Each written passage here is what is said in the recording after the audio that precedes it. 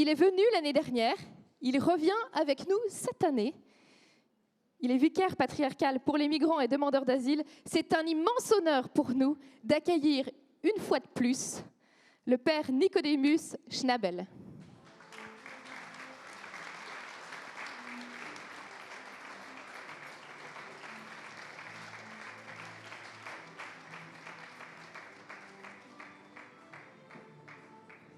Bonsoir mon père.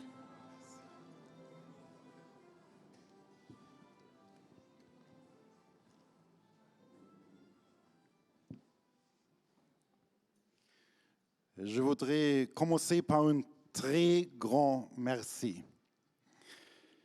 L'argent que vous m'avez confié ici, Mesdames et Messieurs, pour nos enfants et adolescents migrants à Tel Aviv a un effet bénéfique.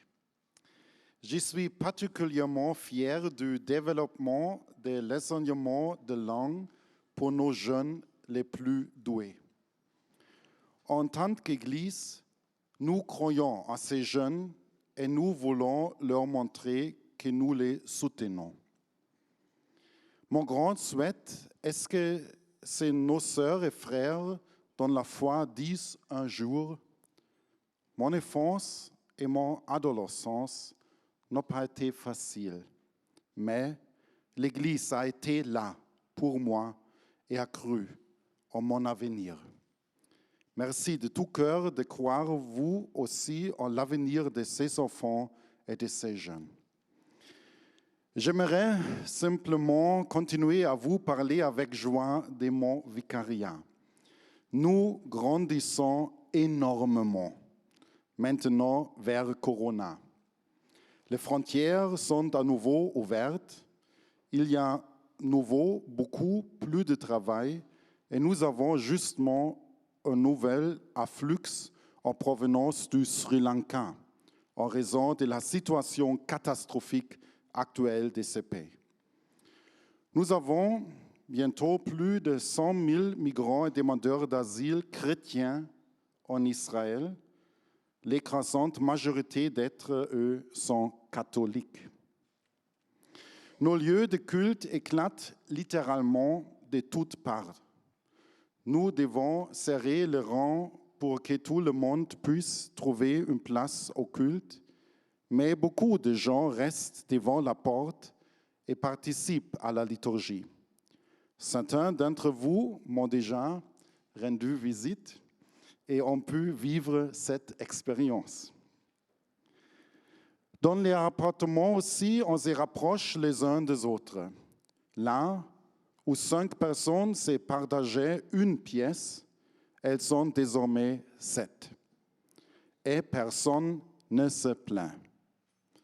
On se soutient et on s'entraide dans la plus grande solidarité. Ils vivent souvent comme les premiers chrétiens. Ils partagent tout ce qu'ils ont en commun.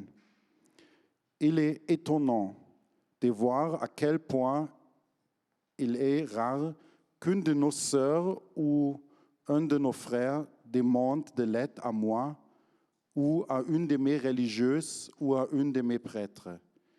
Ils commencent toujours par s'aider mutuellement. Quand vous venez chez nous, c'est vraiment grave, vraiment grave. Je me souviens très bien de Michael, l'un de nos Africains. Il avait une assurance maladie, mais une mauvaise infection dentaire l'a rendu totalement inapte au travail.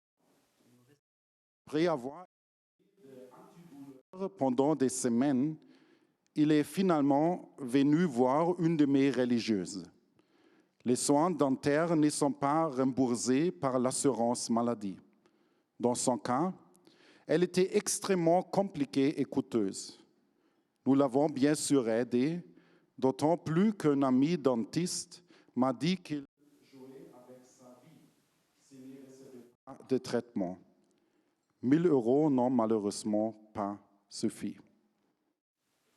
Son petit David d'Éthiopie, dont la vie a été brisée à l'âge de 4 ans pour un automobiliste imprudent. Pour les parents, c'est un monde qui s'est écroulé. Savez-vous combien coûte le funérail? J'étais sous le choc. Bien sûr, nous avons soutenu la famille dans cette situation qui était trop pauvre pour des funérailles.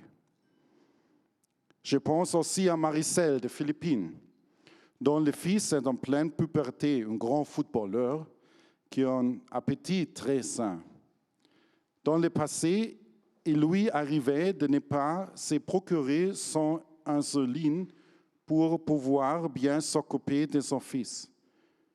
Je le lui ai interdit. Nous payons son insuline maintenant. L'amour maternel implique aussi de prendre soin des soins. Je serai bref. Aidez-moi à aider nos sœurs et nos frères dans les besoins médicaux, psychologiques, humanitaires.